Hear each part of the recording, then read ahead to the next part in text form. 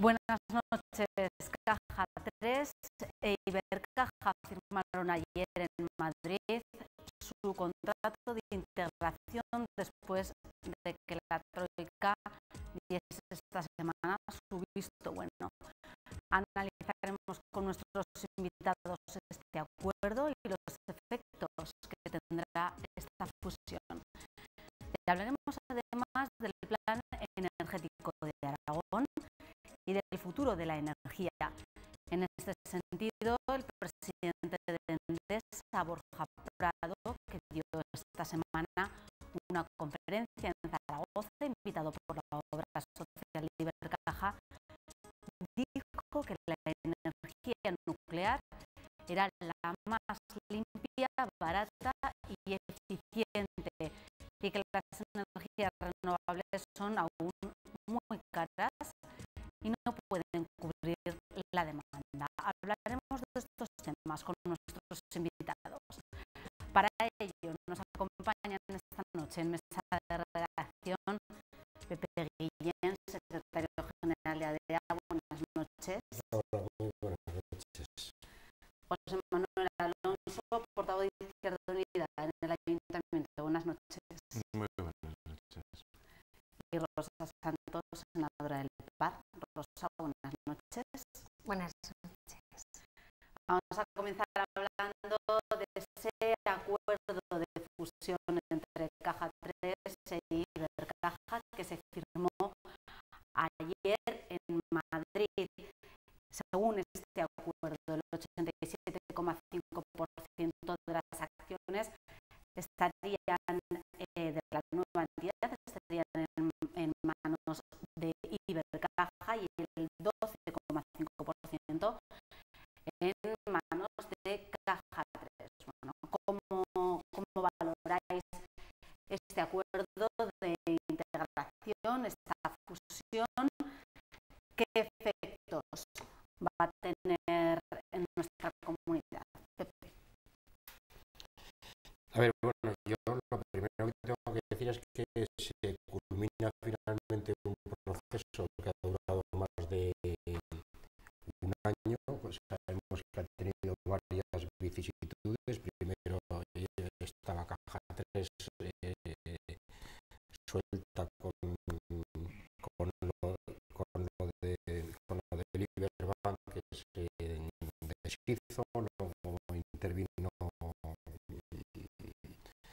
la de Ibercaja y tal, y bueno, pues yo creo que para nosotros se han tenido que salvar diferentes escollos, principalmente el tema del ERE de CAI, que como sabéis afecta a casi 600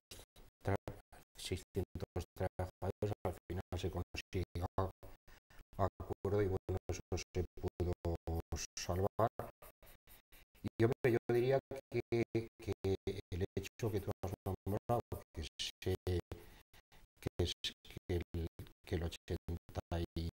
el 87,5% sea capital de Ibercaja, que se respete además el nombre en el nuevo banco, que se llama Caja, bueno, en realidad es Ibercaja Banco, y que además la sede social siga manteniéndose aquí. Yo creo que es una cosa para felicitarnos, porque bueno, podría haber ocurrido otra cosa diferente. Ahora lo que hay que pensar muy bien es preocuparse de, bueno, pues de que se mantenga el empleo dentro de lo posible, que ese es un problema complicado dada la circunstancia de coincidencia de oficinas, sobre todo en el entorno rural, y sobre todo, bueno, pues que se mantengan el mayor número de oficinas también, que es lo que soportaría mantener el personal también. Yo leía ayer, creo, en el proceso previo de la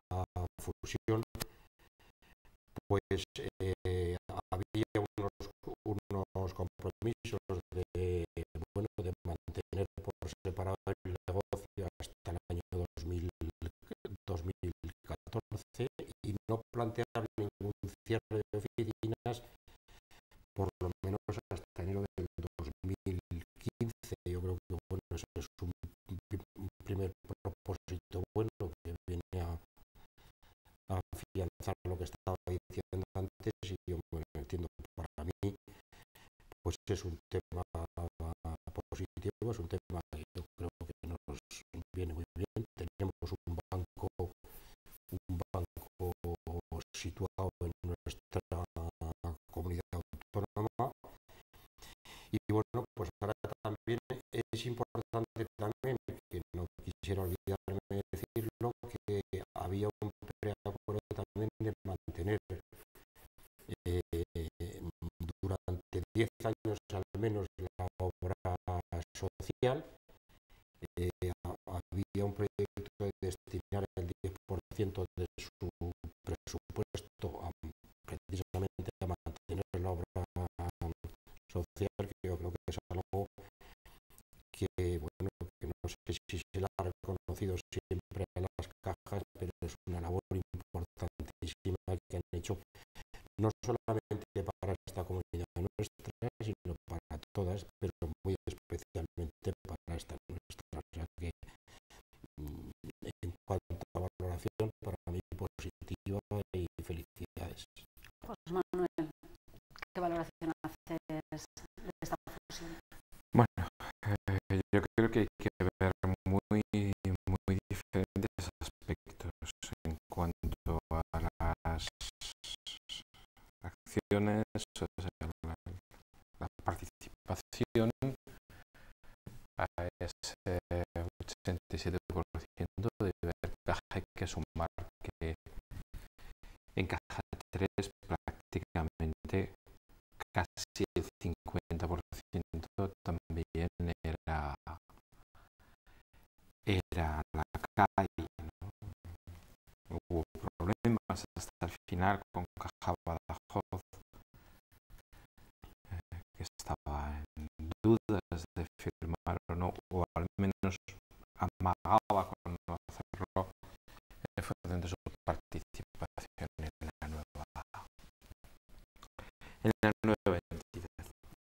Yo quisiera sacar algunas conclusiones de este proceso, sobre todo para aviso de futuras políticas. El proceso de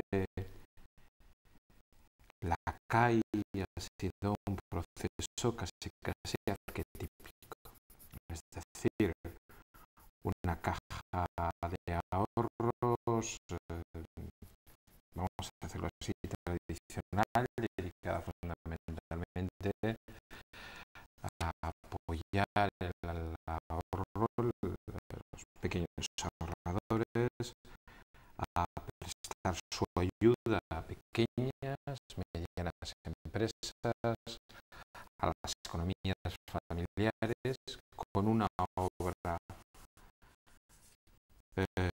social. Yo he trabajado en educación y la mayor parte de las apuestas sólidas por cultura y educación provenían tradicionalmente de la obra social de la calle, que de repente se mete en otros aspectos, que de repente comienza a hacer inversiones de riesgo, que se bancariza en un primer proceso y que sufre una crisis y un fracaso notable, que a pesar del esfuerzo posterior de seguir manteniendo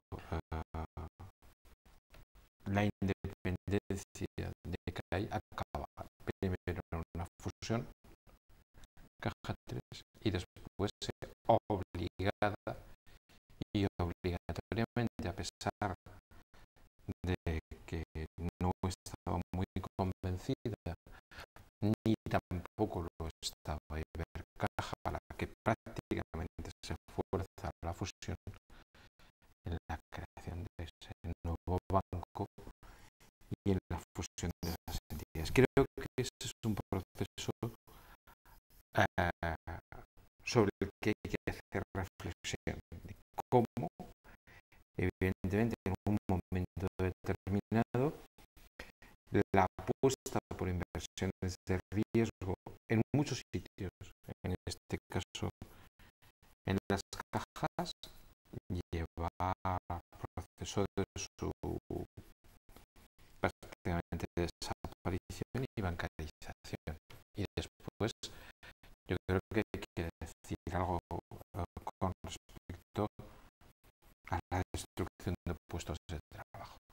Ojalá se mantenga. Sí, claro, una de las condiciones que puso Ibercaja es que Caja 3 sanease su plantilla, sus plantillas significaba pues más de 600 despidos, que fueron los procesos más complejos y más duros en el ámbito aragonés y fuera de Aragón, ¿no? Tanto en Burgos como en Extremadura, ¿no?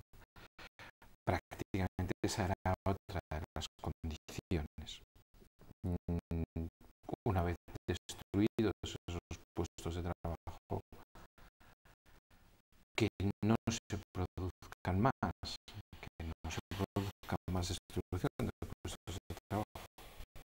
Bueno, ya veremos, pero yo me temo que va a continuar ese proceso. No es lo mismo los objetivos de una caja de ahorros que los objetivos de un banco, están claramente diferenciados. Y a pesar de que Caja 3 ha saneado buena parte de esos activos a través de la venta de esos activos inmobiliarios y su traspaso a la Sareb, bueno, a la venta, su traspaso a la Sareb, todavía quedan muchos problemas que solucionar. Rosa. Bueno, pues yo primero también hacer una reflexión sobre la reestructuración bancaria que con carácter general ordenó el gobierno hace un tiempo. No en la línea que apuntaba José Manuel, en otra distinta. Probablemente había razones, desde luego fuera de las cajas aragonesas y principalmente fuera del asunto concreto de Ibercaja, que ha demostrado ser una caja modélica Caja a todos los efectos, sí, tanto en compromiso con Aragón como en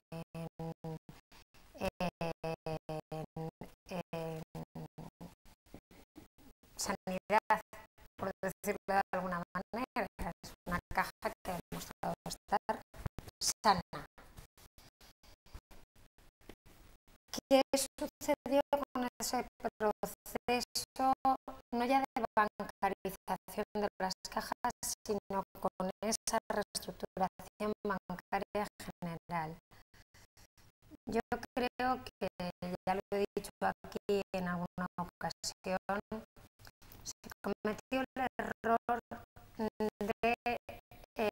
de poder contagiar por la prisa, por la inmediatez de los plazos, porque se compelió a todas las cajas en un breve plazo de tiempo a una reestructuración. Se compelió a las cajas a coger tamaño, a coger administrativos, en fin, en definitiva, ampliar su tamaño para poder competir. Y aquí se corrió un riesgo inmenso, que fue el riesgo de que se contagiaran algunas entidades bancarias que eran sanas por los procesos de fusión, absorción, etc. Yo creo que las prisas no son buenas consejeras con carácter general y en este caso lo son menos. Y producto de eso estamos viviendo ahora alguna situación verdaderamente complicada en el panorama bancario español que no tiene nada que ver con la fusión de Ibercaja y CAE. Entonces, una primera reflexión con el proceso, sobre el proceso de reestructuración bancaria en España que quiero dejar patente sobre la mesa.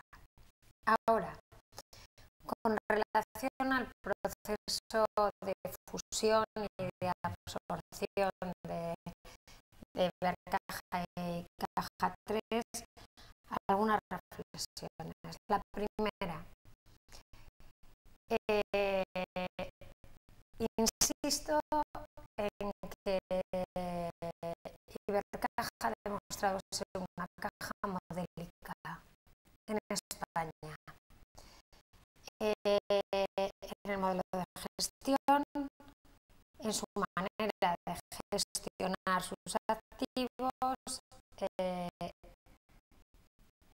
y además celebrar cómo ha finalizado este proceso de fusión y de absorción, porque efectivamente Ibercaja ha puesto una serie de cautelas que iban destinadas a evitar pues, que hubiera un contagio que al final se llevara consigo al conjunto de ambas cajas, ¿no? En ese sentido, a mí me parece que el resultado es excelente. Todos tenemos presente lo importantes que han sido las dos cajas en algunos programas, en algunos proyectos, en inversiones que se han realizado en Aragón, que son muy importantes, que son motores de dinamización y que son motores que actúan como locomotoras de la economía en Aragón, en varias zonas.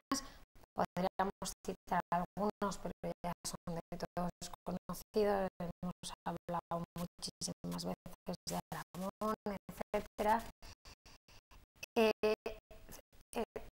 Entonces yo creo que es el momento de reconocer el gran esfuerzo que han hecho las dos cajas en su compromiso con Aragón y por ayudar al desarrollo de estos proyectos.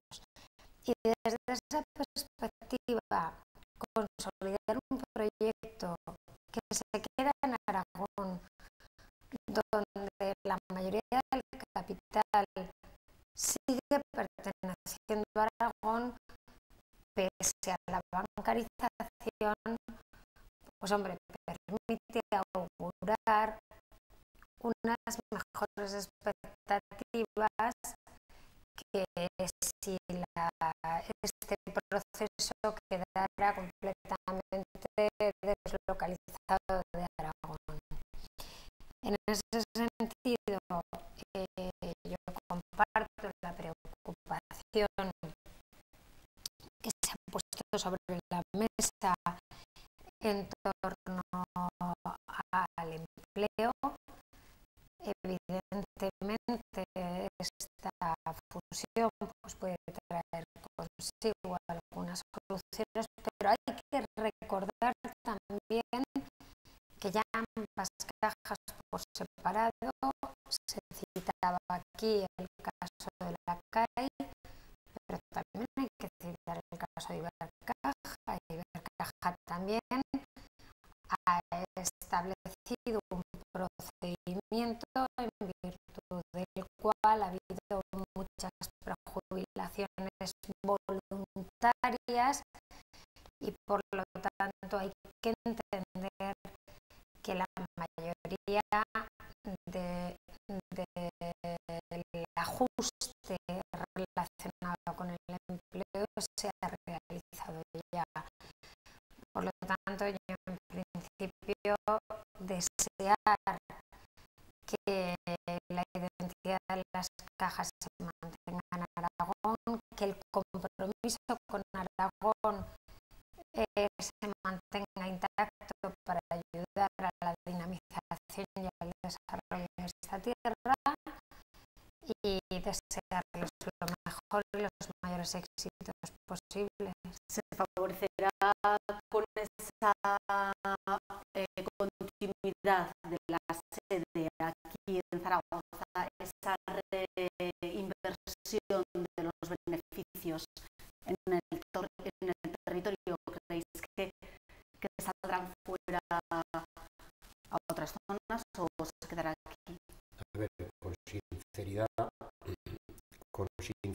yo creo que sí que se va a quedar. Vamos a ver, una de los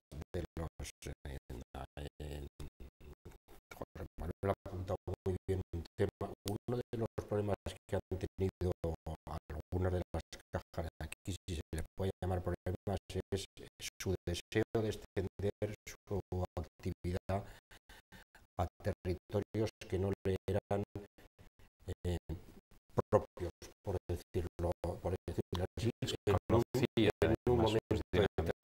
un momento determinado, cajas, y sí, efectivamente las cajas jugaron a ser bancos, porque también los bancos jugaron a ser cajas, quisieron entrar en el mercado particular y bueno, al final se armó un totum revolutum ahí. Evidentemente yo creo que van a centrar más su actividad en el territorio aragonés, pero todo dependerá, como depende siempre, de cómo vaya el resultado de la economía. Quiero decir, si al final yo no quisiera pensar así, pero si al final, quiero decir, en Aragón o en Zaragoza no hay oportunidades de negocio y la inversión crece en Logroño, pues habrá que extender la actividad a Logroño. Quiero decir que es que vamos a ver, la actividad de una caja o un banco, que en este caso es un banco, depende mucho de la propia actividad del segmento del sector en el que está desenvolviendo su negocio. Entonces, esa es un poco la razón. Totalmente de acuerdo. Además, la nueva entidad que surge, el nuevo banco que surge, tiene potencia, tiene fuerza, su capacidad de inversión no va a quedarse solo en esta tierra, no hay suficiente mercado para cubrir en esos intentos de expansión. Vamos a ver qué ocurre. Lo cierto y la realidad es que ese proceso de bancarización está motivado por una ambición excesiva a la hora de extenderse no solo al territorio electrónicamente, sino también en ámbitos que no habían sido tradicionales ni particulares de las cajas, esas divisiones inmobiliarias que se crean en un momento determinado al amparo de y que acaban saliendo mal. No olvidemos que es la burbuja inmobiliaria la que nos lleva a la crisis en la que estamos. Eso ha afectado más a la calle. Era, yo creo, una caja que tenía menos pie colocados en ese, menos pies colocados en ese ámbito, y que tuvo, como otros muchos procesos, excesivas ambiciones en ese terreno. Eso le llevó a una situación que no ha podido soportar. Primero la fusión con otras cajas obligada, y después a la fusión con Ibercaja obligada. No me parece banal que se vayan a perder más de 1000 puestos de trabajo en esta tierra, en este proceso, porque eso no solo es importante, sino que creo que hoy es lo más importante. Hay un problema, como bien se ha dicho aquí, hay un problema de dimensión que no se puede soslayar. Hay que decir, en este momento, pues bueno, por desgracia es así, para competir en los mercados internacionales hay que tener determinado volumen y determinado tamaño, si no, estás en inferioridad. Eso es evidente. Bueno, si os parece, Rosa, ¿quieres concluir este tema? Solamente decir que yo creo que se han ordenado bien los tiempos, porque es verdad que las cajas aragonesas se veían compelidas desde el ámbito nacional y desde el Banco de España y desde el Gobierno, en ese proceso de reestructuración, a coger más tamaño con inmediatez, y lo que hubiera sido este proceso hecho hace casi 2 años, que empezó año y pico, no tiene nada que ver con lo que ha resultado finalmente. Entonces esperemos que ya esta fusión con las cajas, sobre todo el banco que procedía de la integración previa de CAI con otras cajas, pues venga completamente saneado. Bueno, si os parece, dejamos a un lado este proceso de fusión. Vamos a hablar ahora de otro tipo de fusión, la energía, por el futuro de la energía en Aragón. Por un lado, la DG ha planteado, ha presentado hace unos días su plan energético para Aragón, y por otro, esa misma semana el presidente de Endesa estuvo en Zaragoza dando una conferencia en la que apostó por la energía nuclear y dijo que era más eficiente, más limpia y más barata. Bueno, ¿cómo valoráis estas dos vertientes que hemos presentado, el plan energético de Aragón y esta apuesta por la energía nuclear por parte de una de las eléctricas, y bueno, cómo tiene que afrontarlo Aragón, José Manuel? Bueno, vamos por partes, ¿no? Por un lado está ese plan de energía que se ha presentado esta semana, presentación en la que hemos estado presentes y a la que además base a ese plan al que queremos hacer aportaciones serias, ¿no? Lo primero que debemos decir es que no encontramos muchas novedades, pero es que es difícil encontrar novedades. El mismo consejero desde hace 3 legislaturas, bueno, con diferentes gobiernos, pero el mismo consejero, y con 2 criterios complicados de saltar. En primer lugar, la falta de inversiones estatales, y en segundo lugar, la desatención a las energías renovables, que pasan a un segundo plano. La desaparición, el panorama del sector no es muy halagüeño, ¿no? La desaparición de las subvenciones ha hecho que fondos de inversión hayan desaparecido masivamente del progreso de esas renovables, ¿no? Y que las dificultades para conectar directamente con la red hayan desactivado buena parte de esto, ¿no? Y uno de los responsables es Endesa. Sí, claro, Endesa, que sigue planteándose ampliar la vida de Santa María de Garoña en contra de acuerdos. Endesa, la cual en sus recibos de luz encontramos que es la principal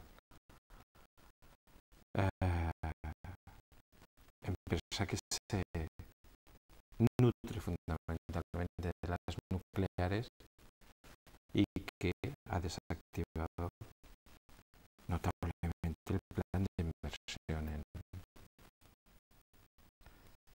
las renovables. Por cierto, 200 millones son los necesarios para que Andorra se transforme, cumpla los plazos y las normas que marcan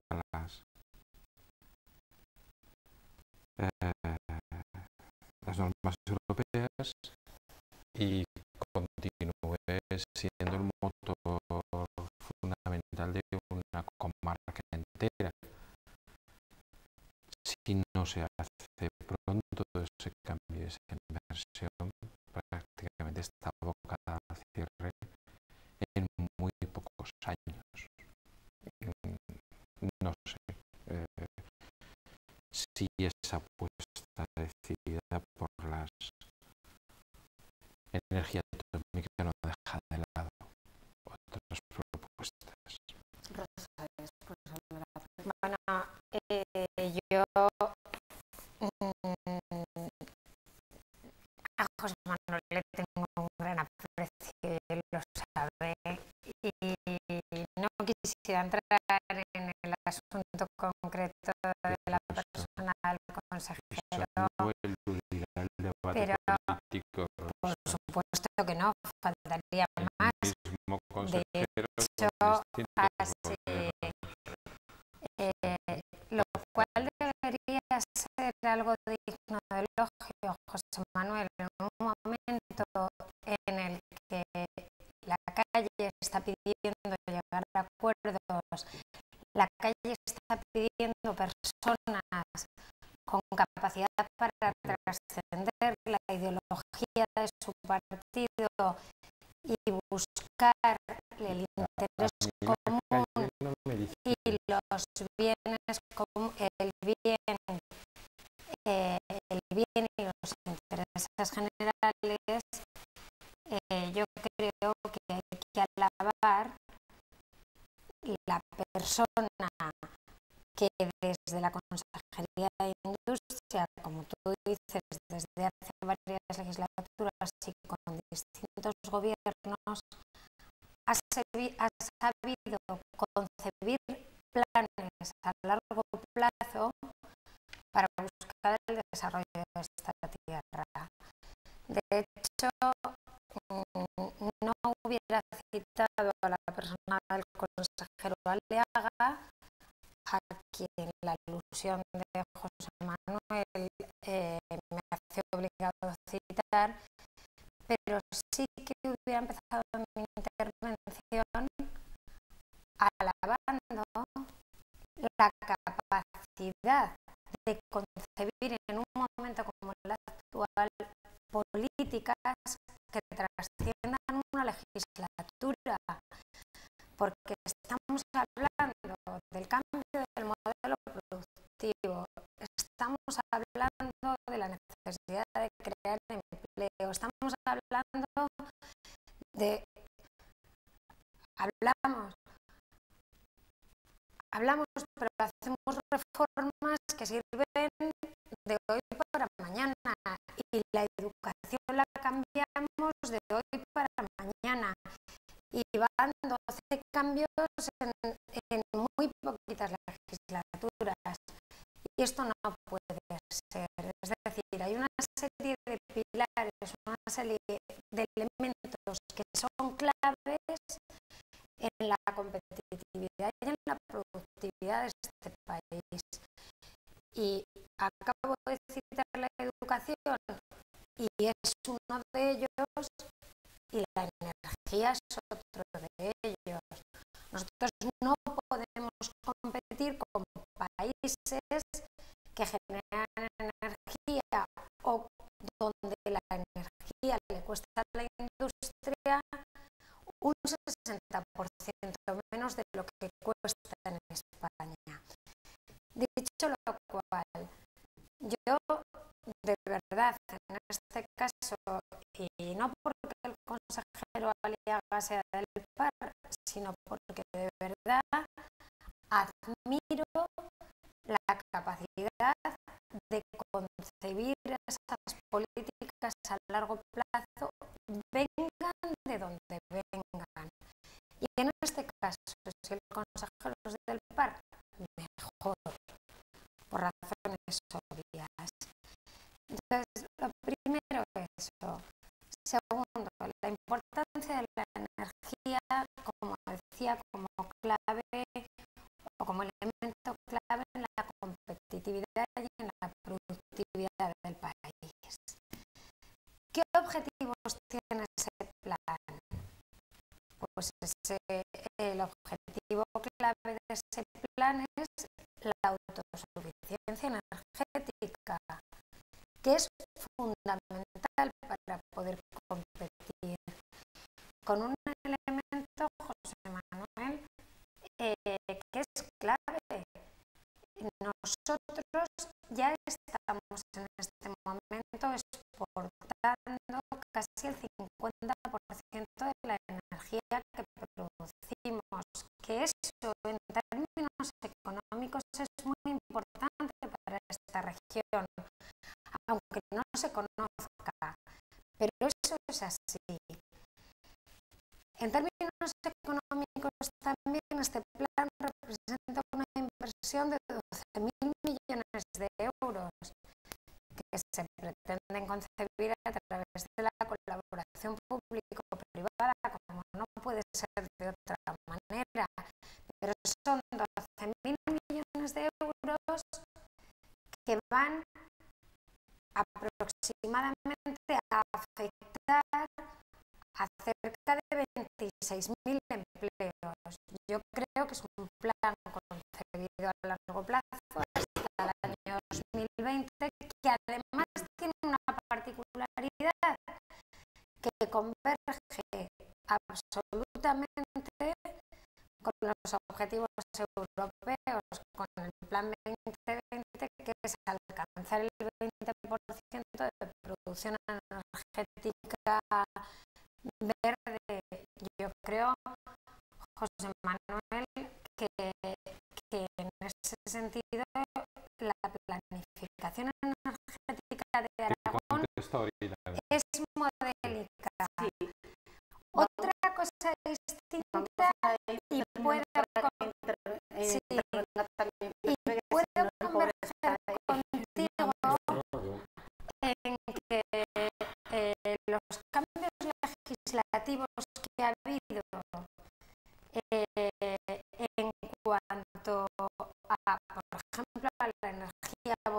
fotovoltaica o tal,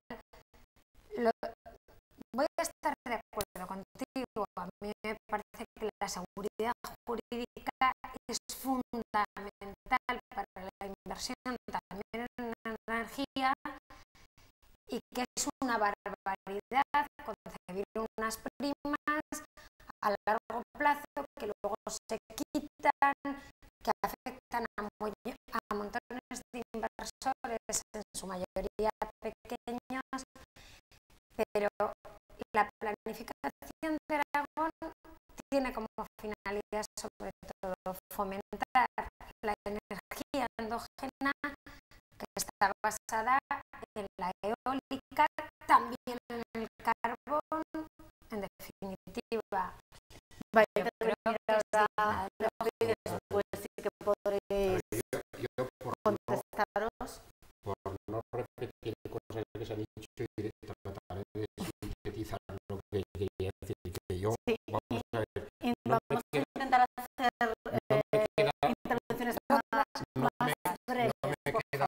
no me queda más remedio que volver a hablar, porque si no sería el único del consejero de turno, no voy a nombrar su nombre, y a mí me parece, en mi modesta opinión, me parece que es bueno que por lo menos estamos, yo diría que estamos casi seguros de que es alguien que entiende su trabajo, porque ya ha tenido tiempo de entenderlo y lo maneja bien, eso está ahí. Entonces, evidentemente, Rosa hablaba del plan de los 12.000 millones, pero claro, yo leía ayer, creo, que se tienen que conseguir con inversión privada y hay que conseguirla, ¿no? Quiero decir, y bueno, pues me parece importantísimo el objetivo que es pasar del 49%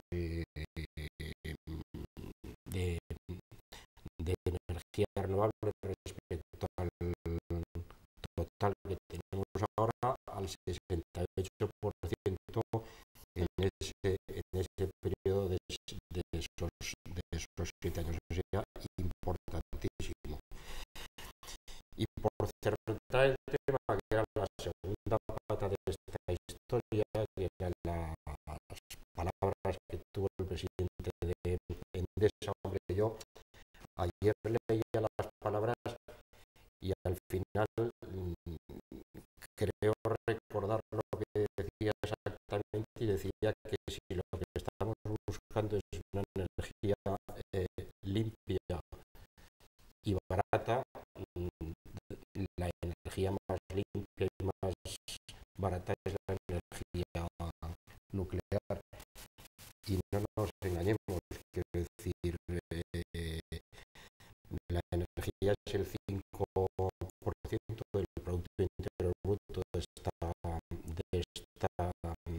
comunidad autónoma, y es un aspecto importantísimo del coste de producción de nuestras empresas, fundamentalmente, y también es un aspecto importantísimo del gasto de la economía familiar. En consecuencia, bueno, yo ni quito ni pongo nada, ni por una energía ni por otra, pero al final tendremos que decidir qué queremos hacer, y si lo que queremos es economía, bueno, pues a lo mejor no hay que asustarse tanto de la energía nuclear. Muy brevemente, José Manuel. Mira, varias cosas. La primera, Rosa, yo lo siento, vosotros habéis elegido gobernar con el Partido Popular. Eso tiene unos costes y habréis de asumirlos. No podéis hablar ni lanzar un discurso como si estuvieseis viviendo en medio de una campana aislante.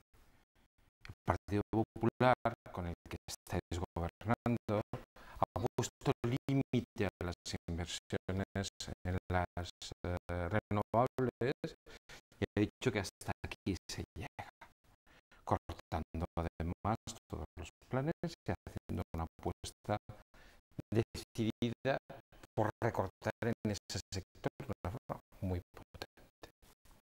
Uno. Dos. Además, las inversiones descienden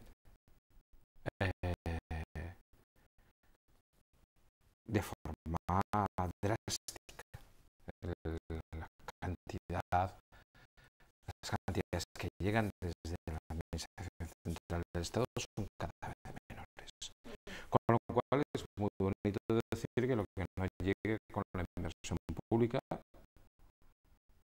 que está deteriorándose paso a paso, ya llegará con la privada, sin mayores criterios.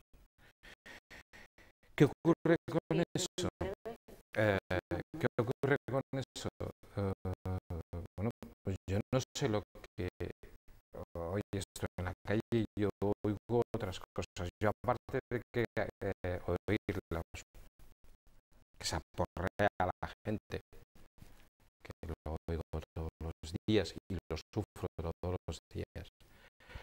Además oigo otras cosas. Oigo que la principal preocupación de la gente es el empleo y es el paro, y no dejaré de traerlo a cada debate que haya.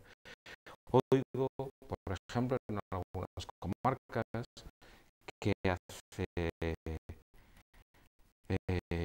ya 2 años se cerró Escatrón, que se cerró Escucha al final del año pasado y que Andorra está en grave riesgo, y que esos son empleos si no se hacen las inversiones necesarias. Yo oigo un consejero continuista, cortoplacista y complacido. Rosa, y nos vamos brevemente. Yo con respecto a esos soy problemas. consciente de la reducción de las inversiones que se han hecho en el sector industrial, en sectores económicos, y me pesa, porque además creo que la inversión productiva es absolutamente necesaria para generar empleo. Y dicho eso, nosotros, como socios de gobierno, por razones obvias, en este caso de generar estabilidad, hemos tenido que elegir. Y hemos tenido que elegir entre generar recursos para planes sociales, para fomentar elementos claves en educación, o en este caso para ayudas sociales, y es lo que en presupuestos de la comunidad autónoma hemos tenido que forzar priorizando. No nos ha quedado más elección, porque lo que hay es poco, y entre ese poco hemos optado por buscar inversiones que favorecen más a la mayor parte. Lamentándolo mucho, tenemos que terminar aquí el debate. Se nos ha ido el tiempo. Seguiremos otro día seguramente con ese tema. Muchas gracias a los tres por habernos acompañado. Nosotros nos vamos. Que pasen un feliz fin